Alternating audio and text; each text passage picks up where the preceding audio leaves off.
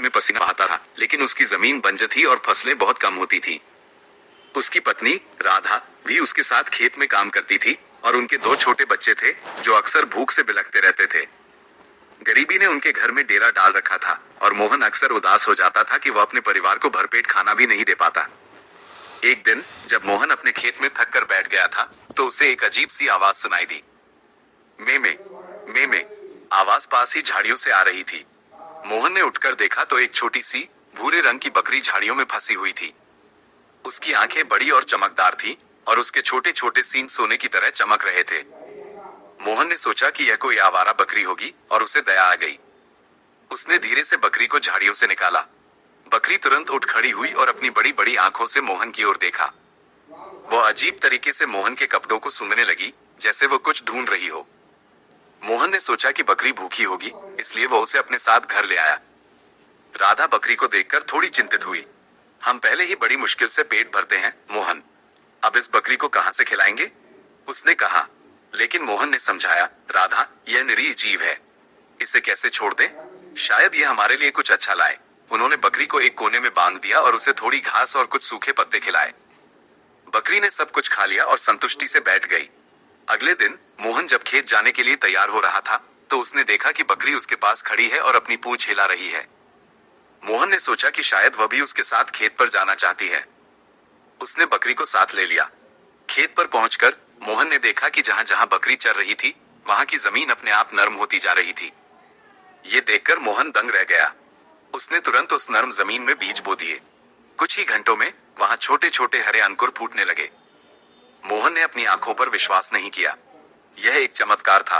हर दिन बकरी मोहन के साथ खेत पर जाती।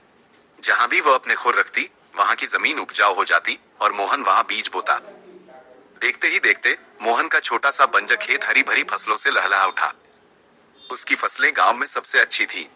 आलू, प्याज, गेहूं, सब कुछ इतना बढ़िया उग रहा था कि मोहन को उन्हें बेचने के लिए दूर दूर के बाजारों में भी नहीं जाना पड़ता था। गांव के लोग खुद उसके पास आते थे और उससे फसलें खरीदते थे। मोहन और राधा की गरीबी दूर हो गई। उनका घर अब खुशियों से भरा रहता था। उनके बच्चे अब भरपेट खाना खाते थे और नए कपड़े पहनते थे। मोहन ने बकरी का नाम धन्या रखा, जिसका अर्थ था भाग्यशाली। धन्या उनके परिवार का एक महत्वपूर्ण सदस्य बन गई थी। लेकिन गांव में एक लालची जमींदार था जिसका नाम बलराज था। बलराज ने देखा कि मोहन की फसलें इतनी अच्छी कैसे हो रही हैं, जबकि उसका खुद का खेत उतना अच्छा नहीं था। बलराज को शक हुआ। उसने अपने जासूसों को मोहन पर नजर रखने के लिए भेजा। जासूसों ने बलराज को बताया कि मोहन के पास एक जादुई बकरी है जो उसकी जमीन को उपजाऊ बनाती है। बलराज को धन्या को पाने की लालच हो गई। वो जानता था कि अगर धन्या उसके पास आ गई तो वो सबसे अमीर जमींदार बन जाएगा।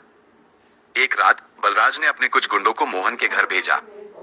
वे धन्या को चुरा कर ले गए। अगली सुबह जब मोहन उठा और उसने देखा कि धन्या वहां नहीं है तो उसका दिल टूट गया। राधा और बच्चे भी रोने लगे। मोहन जानता था कि यह बलराज का काम है। वो तुरंत बलराज के घर गया और उससे अपनी बकरी वापस मांगी। बलराज ने हंसते हुए कहा, तुम्हारी बकरी? मुझे नहीं पता तुम किस बकरी की बात कर रहे हो। मेरे पास तो बहुत सारी बकरियां हैं।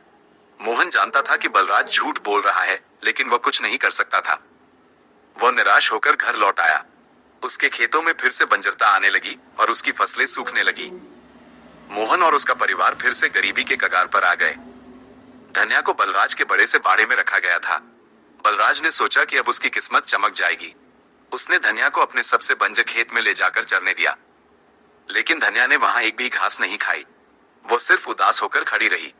बलराज ने उसे जबरदस्ती चरवाने की कोशिश की, लेकिन धन्या ने जमीन को उपजाऊ नहीं बनाया। उल्टा जहां भी वो खड़ी होती वहां की मिट्टी और भी ज्यादा पथरीली हो जाती। बलराज बहुत क्रोधित हुआ। उसने धन्या को कोड़े मारे, लेकिन कोई फायदा नहीं हुआ। धन्या ने सिर्फ में की उदास आवाज निकाली। बलराज को समझ नहीं आ रहा था कि ऐसा क्यों हो रहा है। वो नहीं जानता था कि धन्या सिर्फ सच्चे और दयालु लोगों के लिए ही जादुई थी। उसकी जादुई शक्ति केवल वहीं काम करती थी जहां प्रेम और नेकी होती थी। एक दिन धन्या किसी तरह बलराज के बाड़े से भाग निकली। वो सीधे मोहन के घर की ओर भागी। जब मोहन ने धन्या को अपने घर की ओर आते देखा तो उसकी आंखों में खुशी के आंसू आ गए। धन्या भी मोहन के पास आकर लिपट गई और उसकी पूंछ हिलाने लगी। मोहन ने धन्या को गले लगा लिया और उसकी आंखों में देखा। धन्या की आंखों में वही चमक थी जो पहले थी। मोहन जानता था कि बलराज फिर से धन्या को लेने आएगा, इसलिए उसने धन्या को जंगल के सबसे गहरे और गुप्त स्थान पर ले जाने का फैसला किया। उसने धन्या को समझाया कि उसे कुछ समय के लिए वहां रहना होगा। धन्या ने जैसे उसकी बात समझ ली। मोहन अब धन्या के बिना अपने खेत में काम करता था, लेकिन इस बार उसने कुछ अलग किया। उसने उस ज्ञान का उपयोग किया जो उसने धन्या के साथ रहते हुए सीखा था। उसने देखा था कि धन्या कहाँ चरती थी, कौन से पौधे खाती थी और कैसे मिट्टी को नरम करती थी। उसने मिट्टी को समझने की कोशिश की और खुद ही जमीन को बेहतर बनाने के तरीके सीखे।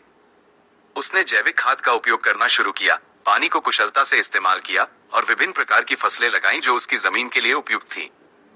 धीरे धीरे मोहन का खेत फिर से हरा भरा होने लगा, हालांकि पहले जैसा चमत्कारिक रूप से नहीं, लेकिन अब भी उसकी फसलें बहुत अच्छी थी।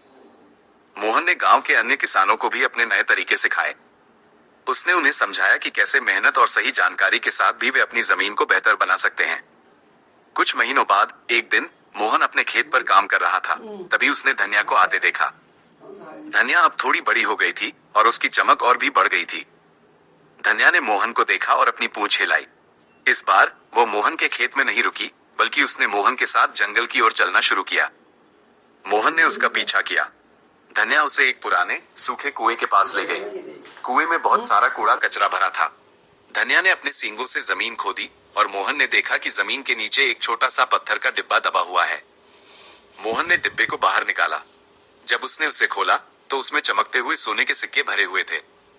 धन्या ने अपनी जादुई शक्ति का उपयोग मोहन को केवल भौतिक संपत्ति देने के लिए नहीं किया था, बल्कि उसे आत्मनिर्भर बनाने और प्रकृति को समझने में भी मदद की थी।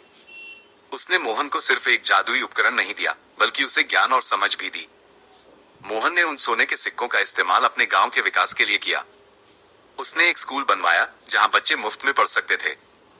उसने एक अस्पताल बनवाया जहां सभी का इलाज होता था। उसने गांव में एक पानी का स्रोत भी बनवाया जिससे सभी को स्वच्छ पानी मिल सके। मोहन अब केवल एक सफल किसान नहीं था, बल्कि एक सच्चा नेता भी था जो अपने समुदाय की भलाई के लिए काम करता था। धन्या, जादुई बकरी, कभी कभी गांव में आती थी और बच्चे उसे देखकर बहुत खुश होते थे। वो उनके साथ खेलती थी और फिर जंगल में लौट जाती थी। मोहन समझ गया था कि असली जादू धन्या में नहीं, बल्कि उसके दिल में था, दया, कड़ी मेहनत और दूसरों की मदद करने की इच्छा में। धन्या ने उसे ये सबक सिखाया था कि सच्ची दौलत धन में नहीं, बल्कि ज्ञान, समुदाय और दयालुता में होती है। और इस प्रकार मोहन और उसका गांव हमेशा खुशी खुशी रहने लगे। सभी ने धन्या की जादुई कहानी को पीढ़ियों तक सुनाया। आशा है कि यह कहानी आपको पसंद आए।